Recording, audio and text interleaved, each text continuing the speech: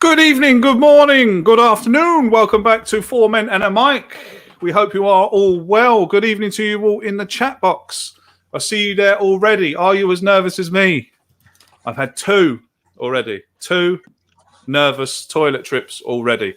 And I'm sure there'll be at least two more before it kicks off. Danny, how are you, sir? I'm very good. Thank you very much for asking. I've been awake for 45 minutes, and I'm looking forward to tonight's match. Actually, I'm not looking forward to it, but Chris is coming on the show with me tonight. Yeah, can't wait.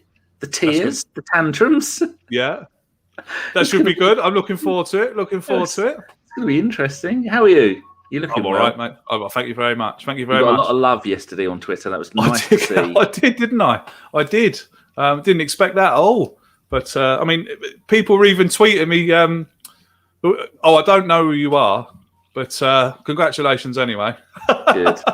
Nice to see. Yeah, it's nice to see. Nice to be support. So thank you very much for all that. It was very nice to see the love. Chris, how are you, sir? All right. For anybody that is listening in, Craig himself is actually pregnant, so that's why we're congratulating him. So. Sorry, mate. No, that's okay. I look like I'm pregnant. I am absolutely bricking myself. Do you know what, though? I'm not as bricking myself as we did this pre-match pod for the Slavia Prague game. I felt way more nervous, and I feel like I should be more nervous, and I feel like my lack of nervousness on the nervousness chart is not high enough. And that is going to come back to bite us, because what I've learned from this season is, as Arsenal fans, we are not allowed nice things. Also, as Arsenal fans, whenever there is a narrative to be had against us, it will happen. The Wolves haven't beaten us for 700 years, beat us twice. Everton haven't beaten us for 900 years, beat us at the Emirates. Fulham have never, ever even scored a goal against Arsenal. Scored a goal and were literally seconds away. It feels like every single narrative of Arsenal history has just converged in on itself. And so tonight's narrative, which is, they're playing Unai Emery. Villarreal have never lost they've literally never ever lost a game in the Europa League by the sound of it. Arsenal are terrible at home. All of this narrative, which you'd hope to go in our favour for a change, you just know it won't. Sorry, guys. Perhaps it will. Perhaps tonight. Perhaps our name is written on this trophy already. You know that old saying. Perhaps it's written in the stars, James. Perhaps we're going to do it. How are you, mate?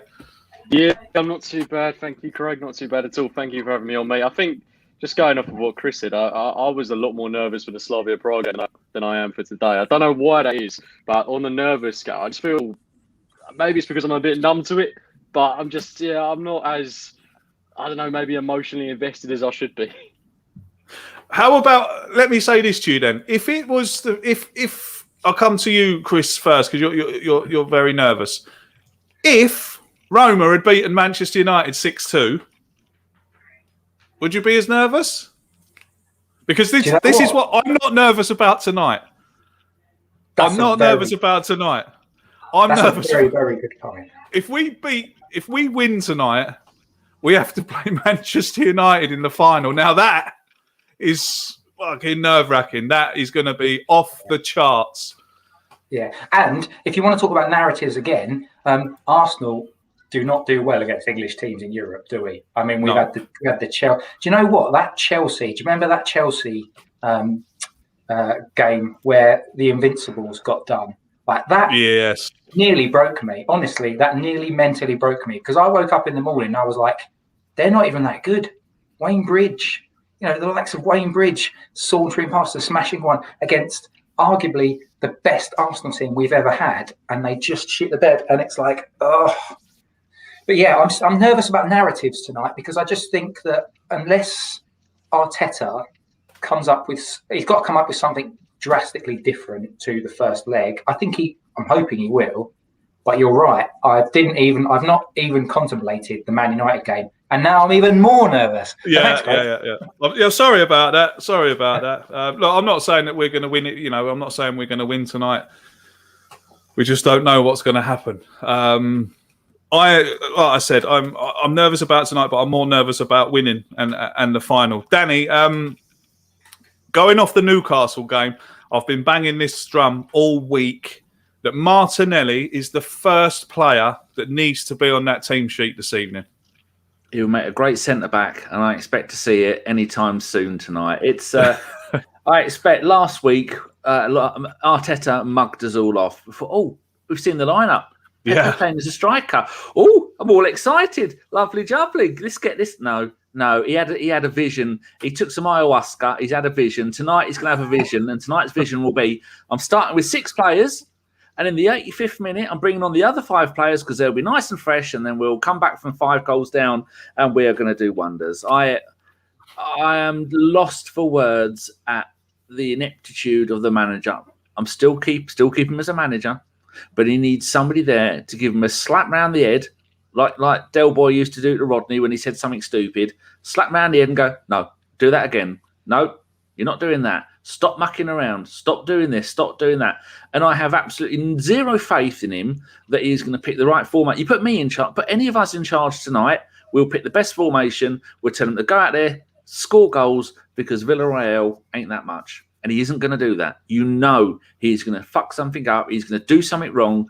And he's going to let us all down. And then we'll go look back at this and go, that was a mess. But then again, I don't want to play Man United in the final, so I hope he does play Martinelli at centre-back, because I can't take another final where we get smashed. Because Man United, I don't care if he's played 3 games and drawn 1 and won 2 against Man United. If we get to the final, they'll rub us out. They're a different animal, aren't they? They're a different animal. I watched the highlights, Manchester United and Roma. Just so ruthless. So ruthless. Nearly, the six goals were all great.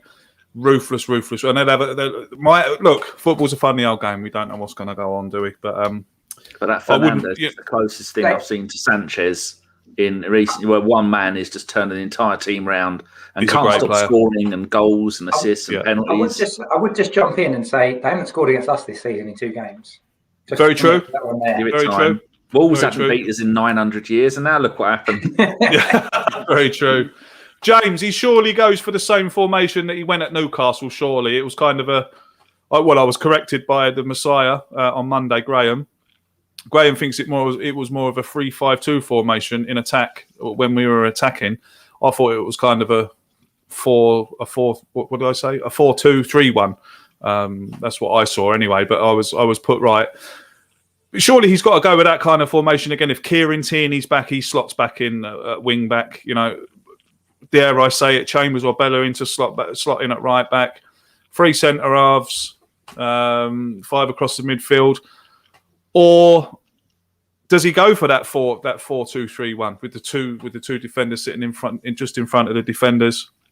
With if it was me, it would be Martinelli on the left, Smith Rowe in the middle, and Saka on the right with Aubameyang up front.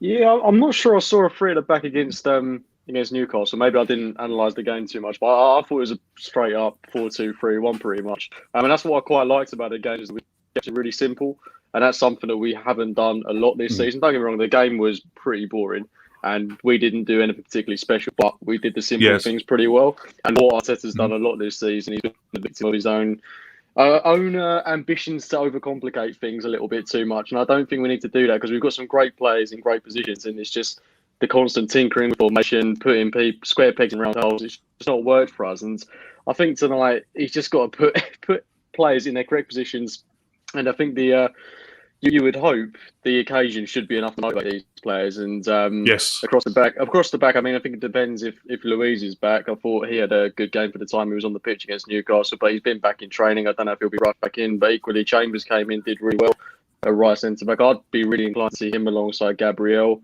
Thought Bellerin was okay at right back, and then Tierney at left back. I mean, there's lots of different options. You'd hope that whoever starts has got what it takes to live up to the occasion in this game. I think up top, I mean, you've got Pepe, you've got Martinelli, Saka, Smith Rowe, Odegaard, Aubameyang, Lacazette. Now, we're not exactly short of options, attacking fluidity. So, to be honest, I'll be pleased with whoever starts this game. Cookie, can I just check? Did you just say Luiz is back? Because I didn't know that. Yeah, he's been training. Yeah. Wow, talk about horse placenta recovery. I'm telling you. He's done a Harry Kane. Harry Kane. Hey! Done a Harry Kane. Chris, did you see Aubameyang's interview during the week? He looked. To me, after he kind of laid it all out on the table, I'm kind of getting a man on a mission vibe off of him for tonight. Yeah. I am expecting Aubameyang to be on fire this evening. Yeah, and do you know what? In order for him to do that, though, what he needs is runners. So actually, the formation and layout tonight is going to be really important. Yeah, During the barren spell of November and December, he was basically surrounded by players either out of form or just slow and laborious, the likes of Willian. What we need is pace. We need pace either side of him, and then a connector in the middle. So if that's Smith Rowe, great. If it's Ødegaard, great. I don't mind, to be honest with you. Just it needs to be one of them, and it needs to be pace out wide. I'm not sure that the best course of action is to play someone like a Smith Rowe. Smith Rowe has got pace about him, but we need rapid counter. So for me, the players that can do that are, well, Martinelli and Pepe are the two standout players. Saka is quick, but he's more of a dribbler. So I'd be kind of okay with Saka on the right-hand side. I can kind of see why a lot of people have said Saka at left back if Tierney's not available, but he's just not going to do it because he'll play Xhaka. Just going back to Cookie, your point earlier, when people, and I kind of see why people talk about a back three, it's more because Xhaka plays this unorthodox, he's almost like a left centre back type thing. He's like a fullback that never marauds forward. So if I think Tierney and his inclusion either from the start is essentially the composition of how our team gets together tonight. That is going to be so important, because if you think about it, Tierney comes in at left back, you can move Xhaka into central midfield alongside Partey, and you've got two players that can control possession and distribute out wide. So Xhaka loves that ball, doesn't he? Curved ball down the left-hand side channel, and if you've got someone like Pepe running onto it or Martinelli running into those channels, perfect.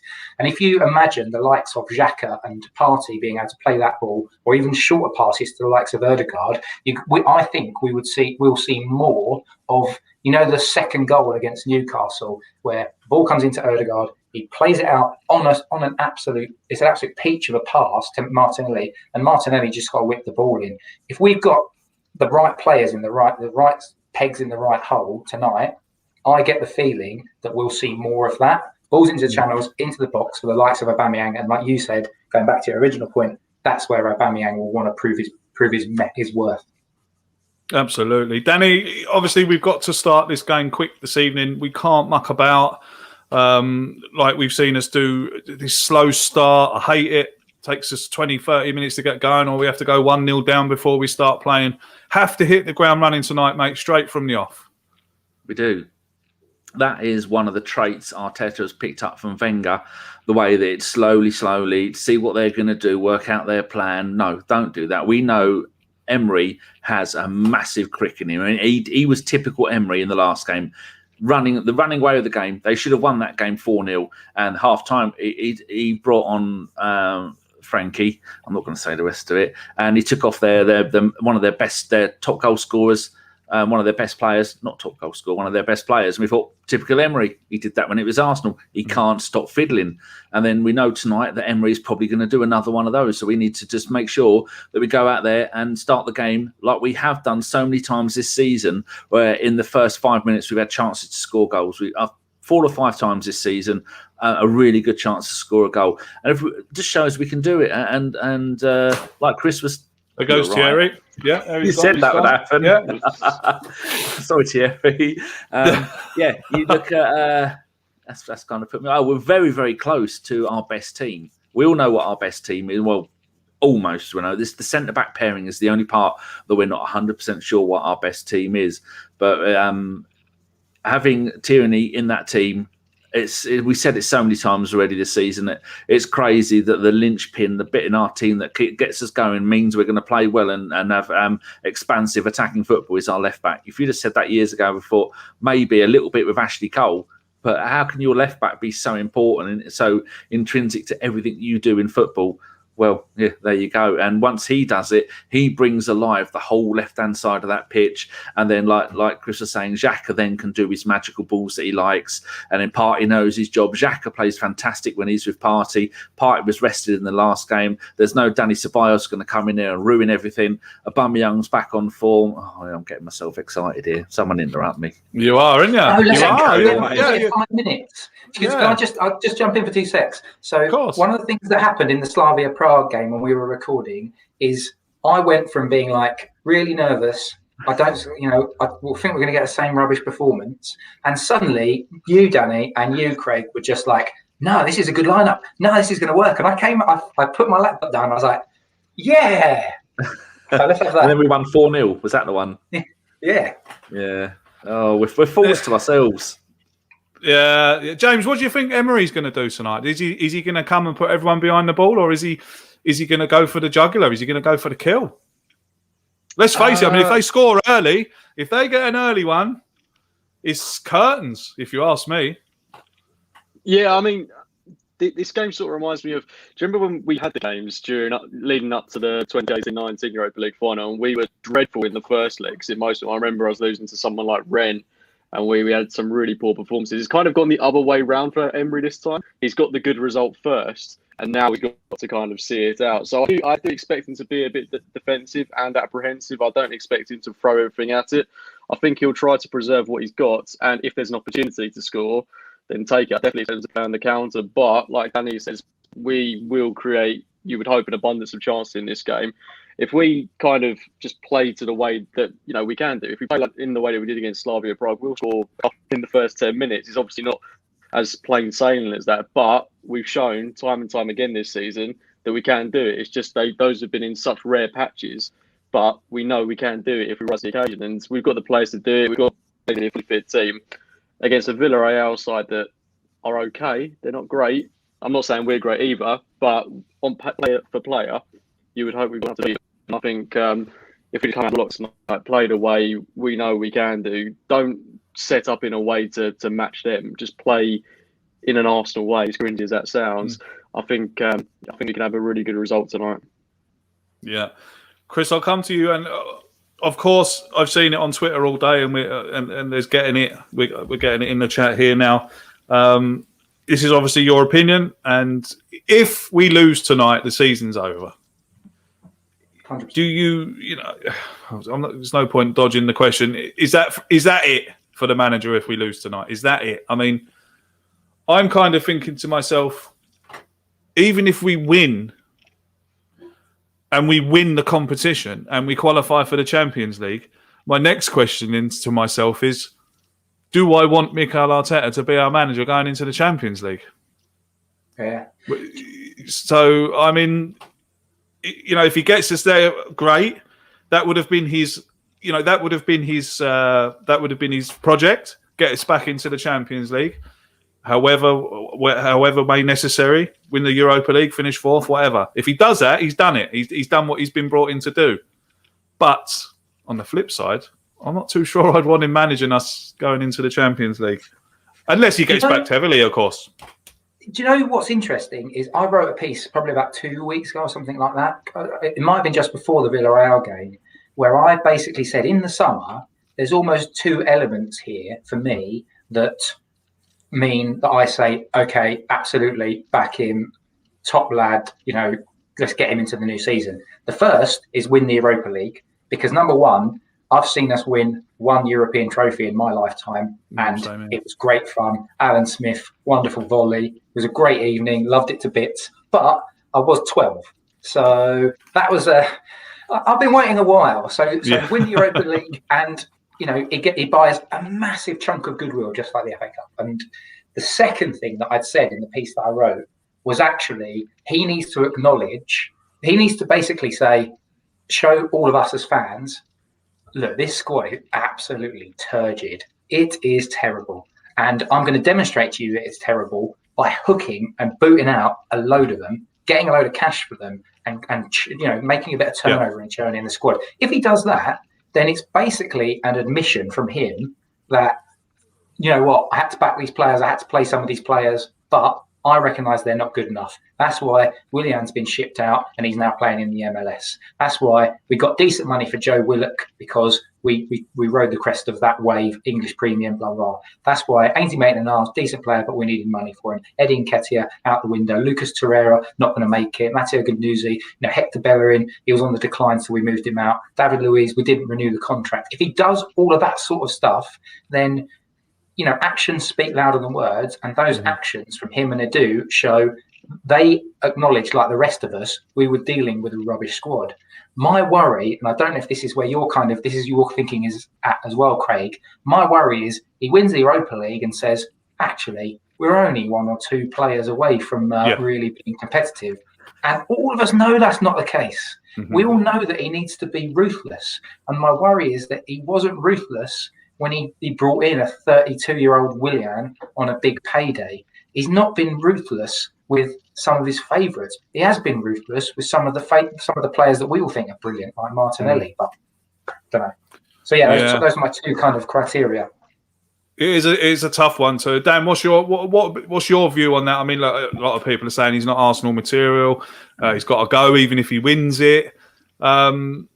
You're starting to lose patience with him now. As we were talking off air. I'm starting to lose patience with him. Everyone knows that I've backed him to the hilt. If he loses, if we lose the game tonight, then my judgment comes tonight. I said I'd judge him till the end of the season. Theoretically, we lose tonight, it's the end of the season. So you're getting frustrated with him. I'm getting frustrated with him. I think a lot of people that are backing him are getting frustrated as well. So what happens if we do lose tonight? Well, the kind of scenario, an analogy of it is when you were at school and you were learning to read. In my school, you started off with the bronze books, then you moved on to the silver books, and then once you knew how to read, you went on to the gold books. Arteta isn't ready for the gold books yet. If he gets to the Champions League and he's only able to read the bronze books, we're all going to be in the shit. He hopefully, like Chris was saying, he's shown the willingness to get rid of the players that aren't good enough, but that is a hell of a lot of players to get rid of in the summer. Now, we have got rid of so many players over the time. And then how can we attract the new players? Arsenal have shown that we can attract players, even though we are a mid-table team and not even a cup team at the moment because we got knocked out of the cups really early. I am annoyed that we can all see there are problems and Arteta is either ignorant to the problems or he thinks he knows better. And he doesn't seemingly know better. It keeps moving things around, and it's almost at times that I'm going to do it my way rather than the way that it's going to work, which is another Wenger way. Comes up with ideas. It's a Pep way. Pep can afford to do that. Pep's got some of the greatest players in playing football at the moment. It is the end of the season. It may even be better for him not to make it to a final, because if he loses the final, the amount of grief he is going to get for that will be unbelievable. But if he loses in the semi-final, people will go, well, I expect us to lose in the semi-final. People haven't got their hopes up that we could maybe beat them beat Man United in the final, because they're almost definitely going to get through. But the season will be over. I didn't watch the Newcastle game. I watched highlights. It took me about a minute and a half to watch. I don't really care about the West Brom game. I don't care about any of the other games. I've cancelled the last two podcasts that we were meant to do. I'm so fed up with Arsenal, fed up with Arteta, fed up with football, fed up with VAR. All these things have all bundled into one big, I don't care anymore. And that's what Arteta has done. I don't want him sacked. I don't even think getting a new owner will do it. We've changed the manager. We've changed the stadium. We've changed the playing staff. We've changed the tactics. We've changed the players. The only thing left to change is the fans. It's our fault. Because everything else has been changed. Yeah, everything else has been changed. Yeah, perhaps we'd all better go and support Dial Square FC. It's the same shit, though, isn't it? No matter the players, the competition, the stadium, the manager, the everything. Cheers, Chris. Yeah. I'm just. It's worn me down, Craig. I'm worn down. I thought I'd get to the day where I've got podcasts for not doing your one's fine, and. I like all my mates that are in. We've got 12 in the WhatsApp group, and they're all fine. But it's anything more than turning up and talking, I can't be bothered with. And that's what they've done to me. Being a podcaster this season, being a podcaster, or YouTuber, whatever you want to call us. It's been tough this year. This has been the toughest year. All right, because like, you know, I've been doing this 5-6 years now, and over those 5-6 years, we've had some good times. Like, you know, we've won cups, we've got to finals, we've beaten Spurs, beaten Man United. You know, good times, beating Chelsea, and you all come on the podcast and you're all buzzing and you're all taking the piss. Do you know, we beat them, but we don't build on it. Yeah, that's exactly it. That is exactly it. James, what brings this fan base together? What has Arteta got to do to actually for the fan base to go, okay, all right, I'll have some of that. I'll give you until next Christmas, but that's all you're going to get. Because I've always said that, although I've become frustrated with him and although I've backed him, if he gets backed heavily in the summer, that is the only way I will say, okay, I'm going to give you more time. I mean, someone said Clock Orange says there, he's got to win the Europa League convincingly. That brings us, you know, that brings the fan base together. What's he got to do, James? What's he got to do for you as a fan to say, right, okay, I'll give you some more time? It's such a difficult one because I think when you look at Arteta and taking into account he's had 2 transfer windows, not just at Arsenal but as a manager in general, taking that into account, and you know, we've got a rookie. Like, this is an experiment. It's a massive experiment, and there must have been so much faith put in him by, you know, the guys at the top for him to land this job, because we're not in a position where we can kind of dawdle and differ, because we're regressing massively. And if we come out of the Europa League, I think we'll feel the same way towards these remaining Premier League games. The chances of us getting European football via the league is, you know, it's virtually non-existent, even the Europa League. And then do we really want to be a club that, you know, regularly competes for the Europa League via the league? It's just not a good situation to be in. It's not looking too pretty. But I think you look at some of the performances we have seen from this Arsenal team, the West Brom game and the Spurs game, when we beat United away. We all see it. We all see it's there, clear as day. The talent is there on the table. But it's when we don't follow it up and then we lose, you know, 5 on the bounce. We had that horrible run at home. I mean, when we won the FA Cup and then we just had a dreadful start to the season, I can never put my finger on how that went so badly wrong, because we were playing some really good football at the end of last season and then it all just fell apart at the beginning of this season. So many inconsistencies. Maybe that comes with such a young manager. But if I think he's going to bring the fan base together, we go into the summer and we get rid of those players we know we need to get rid of, Willian and Nketiah. We've already got rid of some of them, in fairness to him, Kolasinac, Mustafi. But there's a lot more work to be done there. If he manages to get those players out, which he's going to need help with, I mean, the likes of Vinay and etc. have to help him do that. But if we get the right players in as well, if we get 3-4 top signings in, which I know is a lot easier said than done, but not even top signings that are going to improve this team. Don't have to be top. I don't think we're asking for, exactly. Yeah. Don't have to be £70 million signings. If we get, you know, a couple of £20 to £30 million signings that can come in and do a really good job for us in the right positions, you know, I don't think we need a centre half. That's all sorted, but maybe another good midfielder to bring in. Doesn't have to be a top name. An attacking midfielder, maybe another forwards. Just those 3 or 4 players instantly improve this Arsenal team if they're the right players. But that's a big if, because our recruitment has been so poor. So if we got 4 players that I've never heard of before, I'd probably be more excited than I would be about us bringing in 32-year-old Willian last summer. So it's going to be a big summer, but I think that's the way he gets the team and the fans together. But it all hinges on winning that Europa League. Doesn't win that, and I think it's going to be a very, very tough job for him. Yeah. If he doesn't win the Europa League, he's basically, he's basically got a sell to buy, hasn't he? And he's got to clear out all those. I mean, I think I read a report to say that they're looking to make 135 million on just clearing out what we've got. So, I mean, that's still a nice amount to get that three or maybe 4 players, like you say, not massive names, but just round pegs in round holes. So, you know, they know what they're doing. Premier League proven. You know, that's all. It's been done. We're looking at sides all over the league that have done it that way, and it works. We've seen it happen. I mean, Klopp went there, brought in people from relegated clubs, and they went on and won the league and Champions League. You know, so it can work if you're lucky enough to get the right players. Chris, this one comes in from Canny, right? And I was going to ask this question. So great minds and all that, Canny. Do you think there's a risk that Stan Kroenke will sack Mikel Arteta if we lose to divert away from him? Will he use that as an excuse? Because he knows he's under pressure. There's protests going. There was a big protest last week. There's protests going on now outside the ground.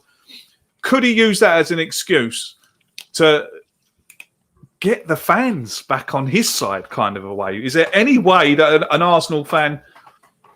I mean, I could probably name a few who would probably go for that, but does he use that to deflect? I don't think he can. Like, the damage done is too deep, isn't it? It's far too deep. And I think Kroenke and KSE and their running of the club, we've essentially had, 10, 11 years of mistrust, dislike, and now it's turned to essentially hatred, bubbling under the surface, or for many people, it's been very much front and centre of the surface, for so long that one action such as binning off a manager is not gonna carry favour with the fans, not least because none of us would trust one iota any of them to choose the right guy for the next job. You know, if we were a Man City type and you can just replace a manager and then just say to them there's another 250 million to rebuild your squad, then fine. But we just can't do that. So I don't know. The thoughts of a depressed gooner coming from Cell Block H. Thank you very much for that in the comment. I'm just about to make you even more depressed because I think the team has been leaked. The fellow who sent it, or someone sent it in to us last week, got it right. So I'm hoping they've got it right again. There's your team. Leno in goal, Bellerin, Holding, Mari, Xhaka at left back. Oh my God. Partey, Saka, Smith Rowe, Odegaard, Pepe, and Aubameyang. Oh no. I know. Martinelli puts in a man of the match performance and he's dropped. I just don't get it. 5 chances and he created 5 chances last week and assisted 1. Could that be Saka playing on the left side? Because you've got Smith Rowe that can play left wing. Bellerin, Holding, Mari. No, it's that front 4. Yeah, so it is. Pepe right, Pepe left. So who's going? So he's playing. By the looks of this, then he's so Leno in goal, Bellerin right back, Holding and Mari in the middle, Xhaka left back. This is what my take is, and you can have your take. Xhaka left back, Partey, Smith Rowe in the middle, Saka on the left, Pepe on the right, Odegaard in 10, and Aubameyang up front. I tell you what, I wonder if that's Saka in the middle playing as a sort of number 8, because he's tried that once or twice. And I wonder if it will be Saka trying to get into those spaces and he'll be looking to do Smith Rowe on the left, Odegaard through the middle and Pepe on the right. That's my gut feel. Or is it Saka left back? What, on the back 3? I reckon it could be Saka. No, back 4. Bellerin, Holding, Mari, Saka, Xhaka and Partey. Because there's no one else there who an El Neni or a Ceballos that plays next to Partey. Yeah, Or Matthew D'Souza's come in there and he reckons it's a 3-5-2. Then you wouldn't play Bellerin at right wing back, would you? Possibly. He might not be right wing back. Yeah, he might be. He might be right. You know, he might be right centre back. No, until we get the. Can't do that. Yeah, until we get the official, but that is like that's a nightmare, lads. Another defeat. It doesn't know his defence. Chops and changes it. Only twice this season. What has Callum Chambers done? What has Callum Chambers done wrong? Can I? Nothing. So one of course you can, mate. Jump in. So one of the things I'd say is that the thing about Unai Emery, and we know this from our time as Arsenal fans, he loves his fullbacks, he loves pushing his fullbacks up high, and he loves having those inverted wingers tucking in, right? So if Arteta's looked at that and said he's going to try and push his fullbacks up high, then there'll be space in behind. So the likes of Chambers won't have the pace. He hasn't got as much pace as Bellerin. My worry there on the right-hand side is who's going to play in front of him, because the connection between Bellerin and Pepe, as we've seen, doesn't doesn't really track. work. Doesn't work. No. The connection between Bellerin and Saka, that has worked. So if Saka is playing on that right-hand side, then fine. But if Saka's playing on that right-hand side, then you've got probably Pepe on the left-hand side. Now, if that is the case, one of the things about Xhaka, which is a positive, is that he'll tuck in. He's not going to make those overlapping runs. But what he can do is he's got longer ball distribution for somebody like Pepe to get in behind. If you think about it in the first leg, we didn't get a lot of things right, but Pepe was making runs in behind, and he did cover. Xhaka was looking for him, and having that left-sided player, that left-footed player on that left-hand side that Xhaka's in, I don't know, possibly. The other thing I'd say is that from the first leg, the shocker was Ceballos, because number one, he didn't cover Xhaka. So whoever plays in central midfield on that left-hand side needs to cover Xhaka when there's the inevitable Chukwueze bearing down on him.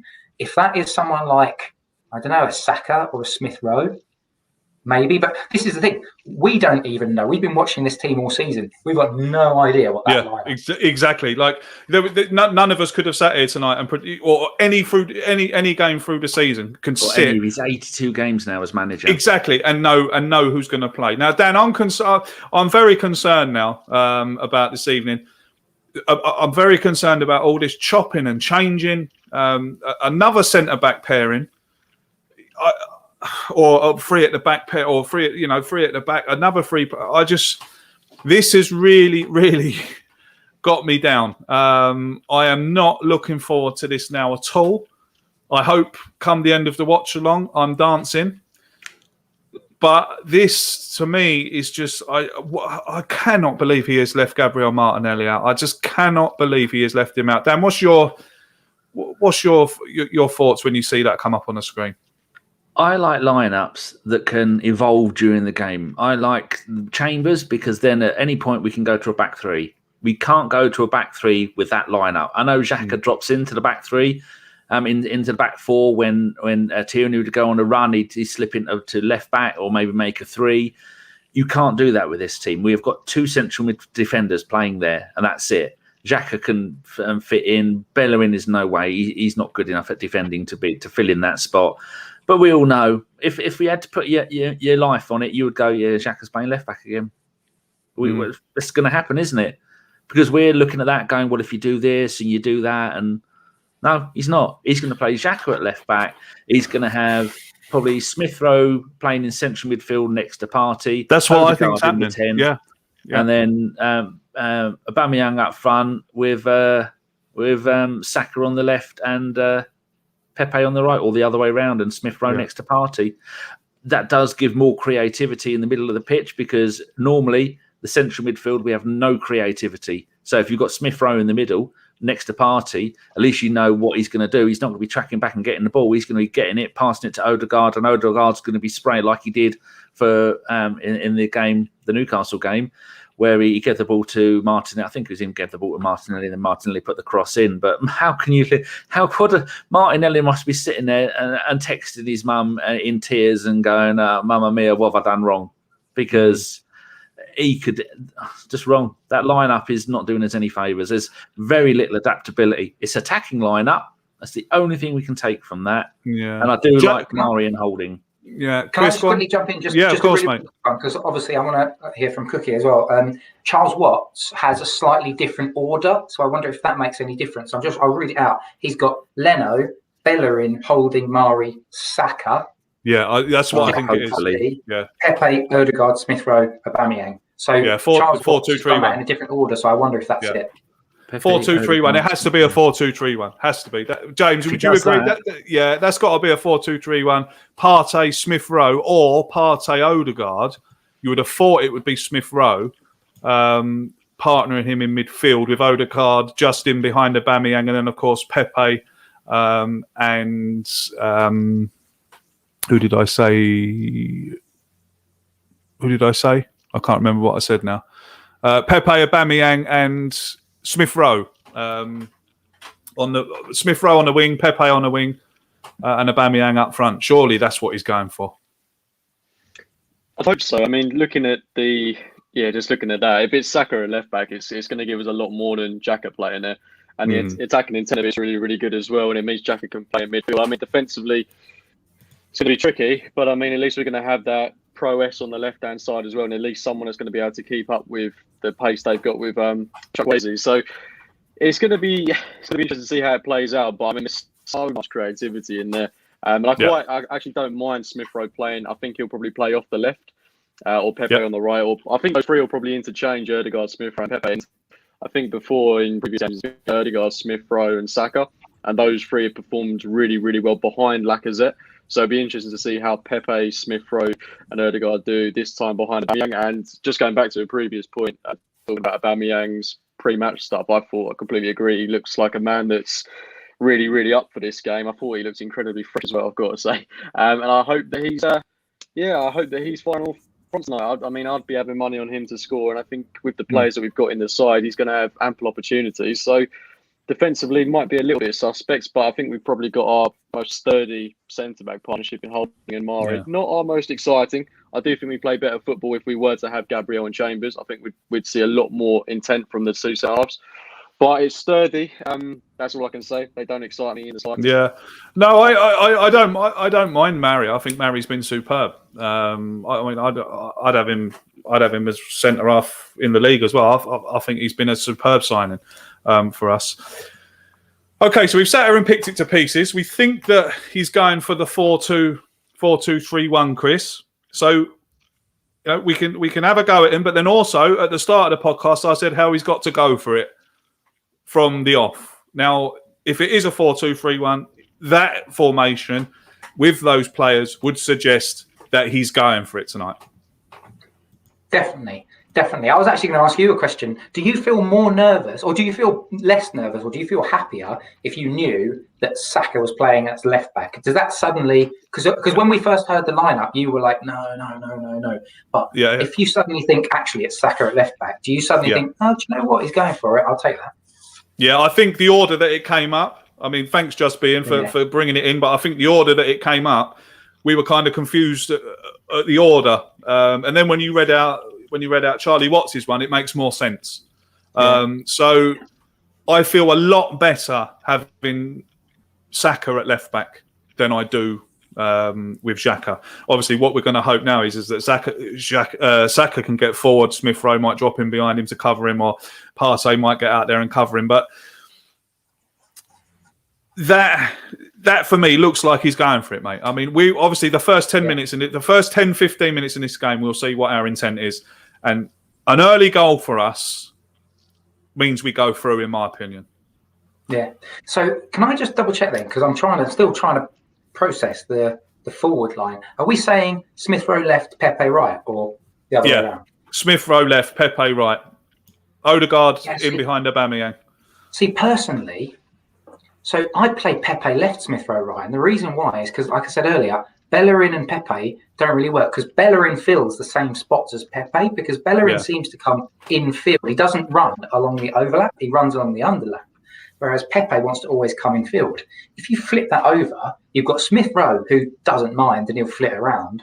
But Pepe, having someone like Saka running around along the outside of him, overlapping him. And if Pepe then gets that option, he's gonna enjoy it a lot more, I think. So I really hope, I suspect it won't be Pepe left, Smith Rowe right. I just really hope Arteta does do that. He says, no, I'm going to stick Pepe left. I'm going to stick Smith Rowe right. And then I'd actually feel, okay, this is interesting. Danny, does it make you feel any better? Now we've kind of, got to the point that we think the formation that he's going to go for is a 4-2-3. I mean, like, Chris makes a great point there about Bellerin and Pepe not doing the business together, right? But there is a player that Pepe did do the business with, and that's Cedric. Cedric and Pepe were very good down the right-hand side because, like Chris says, Pepe likes to come inside, but Cedric liked to go on the outside. So they played very well together. And again, I mean, I don't even think he's on the bench, is he? He's, from what we saw, I don't... I've got a thing. I tweeted it a while ago, and I've just been updating it of the Arsenal back four all season. The last time Cedric played a game, it was at left back v Slavia Prague, the 1-1, and the game before that he started was the 2-1 v Spurs, and then before that it was a 3-1 at Leicester. So it's not exactly we've done terrible with him there, starting the games. We brought him in to do a job. He's a better left back than Xhaka will ever be. He's a better right back for me in a game like this than Bellerin will be because he's got a goal in him. He likes to attack. He does all the jobs down the right hand side that you're meant to do: attack, cover, defend, and track back and all that stuff. The fact that we don't know what that lineup means, he might as well have just done, I don't know, just randomly pick players out for all where we know they're going to play. The only good thing about it is we know where Aubameyang's going to play, like he did at Newcastle. We know where Odegaard's going to play, the same as he did at Newcastle. If he's doing the same kind of lineups, then all we've got to worry about is having combinations down the left and right. Sorry, I'm going to come in now because Just Being gave us a different order. Charlie Watts has given us a different order, and now the official team has come out on Arsenal.com, and it's Leno, Bellerin, Holding, Mari, Xhaka, Partey, Smith Rowe, Odegaard, Saka, Pepe, Aubameyang.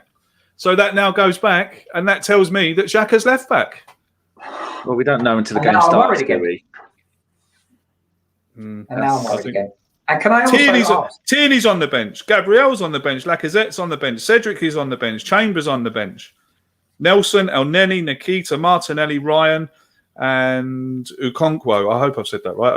Is that Arthur Okonkwo, who is the youth team goalkeeper? Correct. And Why have we got two goalkeepers on the bench? What's all that about then? I think that's FIFA law rule. Oh, is it? Yeah.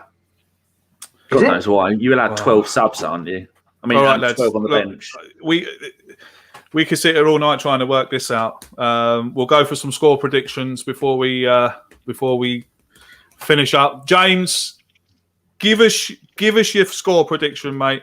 What's going to happen tonight? Is this the end of the run? Is this the end of the road for Mikel Arteta? Or are we going into the Europa League final in style? That's a lot of questions all at once, Craig. I'm going to keep it simple. I'm such a guy. I got good at that, you see.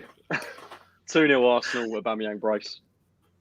Oh, I like it. Chris, don't ask me to repeat the questions because I forgot. There is not a chance in hell that we don't concede tonight because we are masters of the brain fart. So I'm praying for a 3-1. I'm praying for an early goal for Arsenal, a second goal. We shit the bed a bit, but then we get a third goal and try and cruise it out, but shit the bed in the last, we shit ourselves in the last 5 minutes because they have chance after chance after chance to knock us out. 3-1, 3-2. 3-1, 3-2. We'll take any of that. Danny? Hopefully Loki's right. I'd love a 6-4. Yeah, that would be all right, wouldn't it? Chris has got it partly right. We're going to go 1-0 up early on, and in the 95th minute, we're going to concede a penalty, a free kick, a corner, and then it's going to end 1-1. What do you think, Craig? I think the boys are going to do it tonight, and I think the boys are going to do it. I think the boys. No. The boys are going to do it tonight. It's going to be comfortable. I'm going 3-0 Arsenal. 3-0 to the Arsenal. People in there 2-0, 3-2, 1-1, 4-0. Oh, Max M 4-0. Come on, son. He's with me. 2-0 Arsenal. 2-0 we lose. 3-1 Arsenal. Ian says we'll win 2-1 on penalties. God, that would be a good penalty shootout, wouldn't it? Arsenal extra time. Oh dear, I don't know. 1-1. Clock Orange says 1-1. 2-1. Luke Williams says 2-1. We win on penalties. Don't. I see what they're saying. We win 2-1 and it goes to penalties, and then we win on penalties. Not actually 2-1 on penalties. But 2-1 on penalties will be all right, won't it? Thank you very much to everyone who's watched us live. Chris, go for it, mate. You want to come in? I was just going to say, I like that Michael Webber has just put 7, but he hasn't put the dash, so it just looks like 70. So is that 70-0? 70-0. I'll take it. We'll take it. I'll take that as well. Might as well. Why not? 4-1 from Poland. I'm not going to try and pronounce your name. I'm sorry, but I have 5-1. Darren says Arsenal to win 3-1. Matthew says we've been crap at home, so hopefully that will change today. 2-0. William Phelan, Xhaka red card late on. Yeah. But Xhaka red card, penalty, 95th minute. 1-1. Good night. Thanks for watching us live this evening. Peak over 230 of you in here. Thank you very much indeed for the support. Massive support. We love bringing you this one because I like doing this one as well because it's more of a bantery type pod. You know, not so serious because it hasn't got Dan and Lee and Harry on it. Not that obviously I don't like Dan, Lee, and Harry because they are absolutely superb in their own minds. But this one is more of a light-hearted one. A light-hearted one, not so serious with gritted teeth and arguments and stuff like that. You love us more. Well, I'm not saying anything because obviously that would be a conflict of interest. But I will be doing a live watch along again this evening. I shall be coming back online at about 5 to 8. I've done 2 so far. I've thoroughly enjoyed them, I have to say, even though I have had a go at fellas saying, like, what do you want to be filming yourself watching a football match for? You're getting good numbers too. It's getting good numbers. It's getting good numbers. Like it. And it's actually good.